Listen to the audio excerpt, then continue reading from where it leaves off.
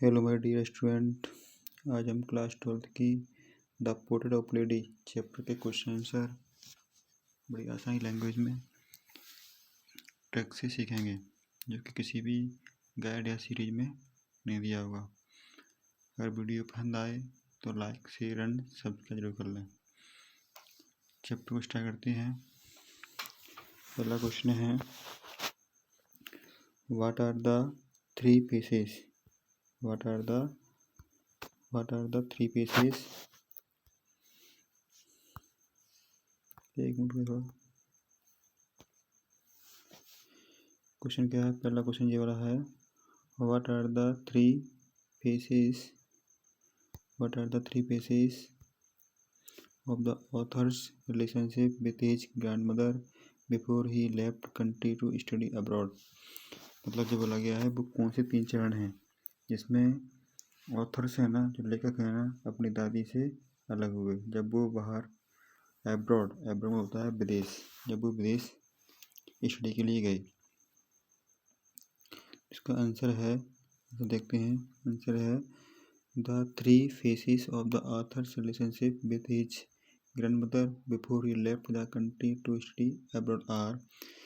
पहला पॉइंट है चाइल्डहुड यानी बचपन, when he was living in village and grandmother took care of him as his guardian.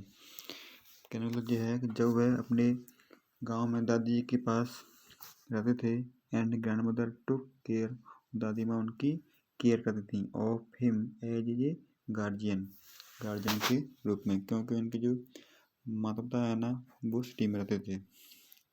Second है boyhood यानी बचपना, when he shifted in city, जब वह कहाँ शिफ्ट हो गए थे, सिटी में, where grandmother could no longer accompany him to his school, वहाँ पर वह है ना अपना टाइम दादी के साथ बिता नहीं सकते थे, है ना, बहुत ही कम टाइम मिलता था उसमें उनको। Could no longer accompany him to school, और वह स्कूल नहीं जाया करती थी। मतलब लेखक के साथ में दादी माँ स्कूल नहीं जाया करती थी। पहले गांव में क्या था, गांव में तो जाया करती थी क्योंकि स्कूल के बगल से ही क्या था, मंदिर था, तो वहाँ पर पूजा अर्चना करती थी। लेकिन अब शहर में आने के बाद उनका पूरा एरिया ही बदल दिया। अगला है पॉइंट अर्ली यूथ यानी युवावस्था, when he went to the university, जब वो कहाँ गए, यूनिवर्सिटी में गए। कौन, author, and was given a room of him, और उनको वहाँ पर एक रूम दिया गया। His on the common link of friendship by snap, तब उनकी जो फ्रेंडशिप थी ना ऑथर की ग्रैंडमदर में, वो क्या हुई थी, छीन ली गई। वॉज स्नैप्ड, स्नैप में होता है छीनना, वॉज स्नैप्ड। गाइस अगला क्वेश्चन है, मेंशन अगला क्वेश्चन है अपने पास, मेंशन द थ्री रीजन्स, वो कौन से तीन कारण हैं, why the author's grandmother was disturbed when he started going to the city school. अच्छा, क्वेश्चन को यह है, क्वेश्चन बताया गया है कि वो कौन से तीन कारण हैं जब लेखक को शहर के स्कूल में भेजा गया था, तब उनको कौन सी तीन बातें पसंद नहीं थी। इसका आंसर देखते हैं। The three reasons why the author's grandmother was disturbed when he started going to the city school are. पहला पॉइंट है, her routine to go school with author's broke, गया है हर रूटीन, उनका जो डेली का routine था ना, to go school जाने का था, विथ ऑथर ब्रॉक, जो उनका डेली गाँव में क्या था कि वो गाँव में अपने पोते के साथ में स्कूल जाया करती थी, लेकिन अब उनका वो वाला सिस्टम टूट गया, ब्रॉक हो गया वो। सेकंड है, city school was not teaching anything about God, शहर में जो स्कूल थी ना, शहर के स्कूल में ईश्वर के बारे में कुछ सिखाया नहीं जाता, है ना, ये ना, city school was not teaching anything about God, God के बारे में कुछ बताया नहीं करते थे वहाँ के टीचर। थर्ड है, she didn't like the idea of city school teaching music of student, क्योंकि तीसरा पॉइंट ये बताता है कि उनको पसंद नहीं था वहाँ की टीचिंग स्टाइल, जो कि वहाँ पर म्यूजिक, डांस है ना, और भी चीज़ यहाँ पर खाया करती थी जो कि उनको दादी माँ को पसंद नहीं थी, ये वो कारण थे। अगला क्वेश्चन है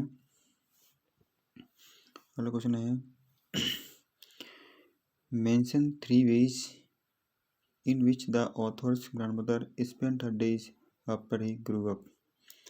वो कौन से 3 कारण हैं इन विच ऑथर्स में ग्रैंडमदर, जो ऑथर की ग्रैंडमदर ने स्पेंड किए, बिताए, हर डेज, अपने दिनों में, आफ्टर ही ग्रोज अप, जैसे जैसे वो बड़े होते गए।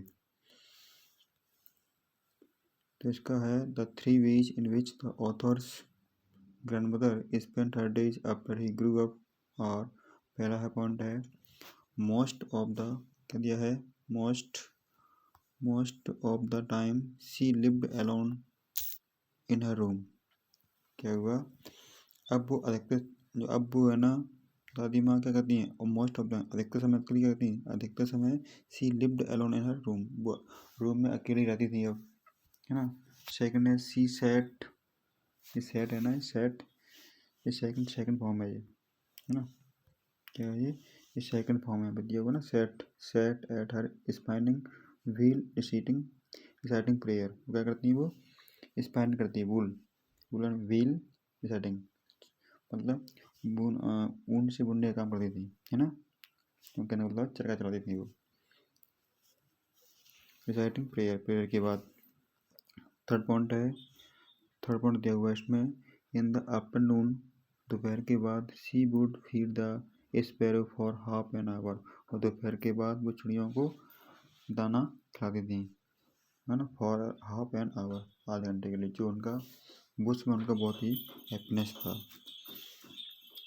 नेक्स्ट क्वेश्चन है मेंशन द ऑड वेज, वो कौन से तीन मतलब मेंशन द ऑड वे, वो कौन से रास्ते थे in which the author's grandmother behaved just before she died.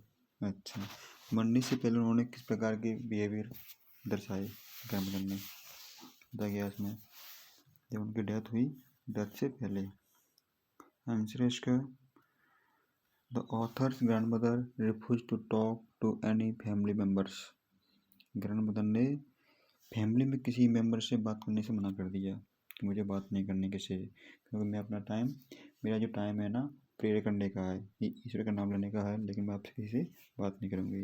Very first time, ये उनका पहला टाइम था, very first time in her life, जीवन में पहली बार उनका ऐसा किया था, क्या, she forget to pray the day for her death, मतलब ये उनका पहला दिन था कि उन्होंने प्रे करना भूल गई थी वो, है ना, जीवन उनका पहला दिन था कि उन्होंने उस दिन उन्होंने प्रेयर नहीं की थी, है ना। तीसरा है, अगला क्या है, कौन नहीं है, मतलब आगे दिया हुआ है, she kept on lying is in bed while telling her beads, मतलब कहने का मतलब जब वो लेटी लेटी क्या करती थी, मुँह माला जप रही थी, है ना, while telling her beads, beads होता है माला के दाने, ना, बीड्स, उनको बेड पर लेटी हुई माला को जप रही थी। अगला क्वेश्चन है mention the way in which the sparrow expressed their sorrow with the author's grandmother died।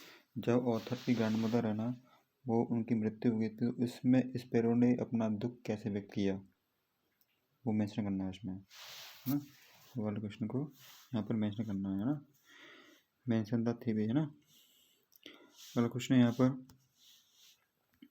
इस क्वेश्चन का आंसर है ऑल द स्पैरो, क्या दिया इसमें, all the sparrow seemed very sad, सभी जो स्पैरो थी ना, बहुत ही क्या हो गई, वो दुखी थी, and they don't make any sound of chirping, और वो किसी प्रकार की आवाज़ नहीं कर रही थी, चिरपिंग नहीं कर रही थी, चिरपिंग होता है छटछटाना।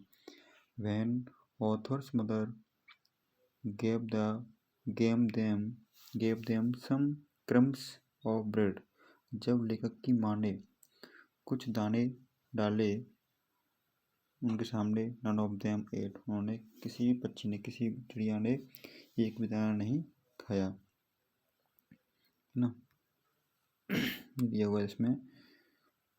As soon as the grand mother's corpse में क्या होता है, कॉप्स दिया है यहाँ पर, कॉप्स होता है मानव की डेथ बॉडी, एक होता है कार्कस। क्या होता है? एक होता है कार्कस, CARCASS। कार्कस होता है जो कि एनिमल की डेथ बॉडी, ह्यूमन है ना, ह्यूमन की नहीं, मतलब एनिमल्स की डेथ बॉडी, इसको बोलते हैं कार्कस। यहाँ पर दिया कॉर्प्स, तो यहाँ पर जैसे ही ग्रैंड मदर की कॉर्प्स डेथ बॉडी को ले आया गया, carried off they flew away quietly away, गोरियाँ क्या थी, शांतिपूर्वक क्या हुई, फ्लू अवे, उड़ गई, क्वाइटली दज, इस प्रकार, दज द स्पैरो एक्सप्रेस्ड देयर सरो, इस प्रकार गोरी चिड़ियाओं ने क्या किया, अपना दुख व्यक्त किया। एक एमसीक्यू क्वेश्चन है, क्या है, who is the main character, who is the main character of the chapter the portrait of lady, the portrait of lady का जो मेन कैरेक्टर है वो कौन है इसमें? ऑप्शन दिया हुआ है इसमें, मदर, सिस्टर, ग्रैंडमदर, डॉटर। इस क्वेश्चन का जवाब आप कमेंट करके दे सकते हैं। Thank you everyone.